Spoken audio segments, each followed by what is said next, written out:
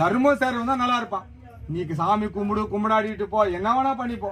ஆனா தர்மம் நான் செய்யல, நான் சாமி கும்பிட்டாலும் பிரயோஜனம் கிடையாது.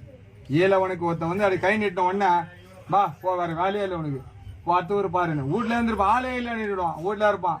அப்ப நீ யாரும் கேட்க நேரம் ஆவான், உள்ள உக்காந்துப்பான் மூலையில, ஆளு கிடையாதுப்பா அப்படின்னுவான்.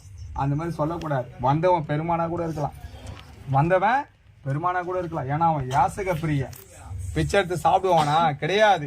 பிச்சை எடுக்கும் பொழுது அந்த யாசகத்தை எடுக்கும் போது ஒரு உணர்வு வரும் பார், கொடுக்கின்ற உணர்வு. அந்த உணர்வு யாருக்கெல்லாம் இருக்குதுன்னு சோதனைன்னு வரக்கூடிய ஒரு வேலை தான் அவனுடைய வேலை. கொடுக்கிறவன் எவன் யாரு மனசுல கொடுக்குன்ற எண்ணம் இருக்குது அப்படின்னு அதை சோதனையிடக்கூடிய ஒரு எண்ணத்தை கொண்டுதான் சாமி போவனே தவிர, இந்த மாதிரி எல்லாம் அவன் பிச்சை எடுத்து வச்சு துண்டு நான் அவனுக்கு வேற வாய்ப்பு இல்லை. உலகத்தையே கல்லும் தோண்டல மண்ணும் தோண்டல எதுவுமே தோன்றது முன்னாடி அவன் தோன்றி வந்து உலகத்தை படிச்சவன் அவனுக்கு சாப்பிட்டுக்கு தெரியாதா? அவன் அலங்காரம்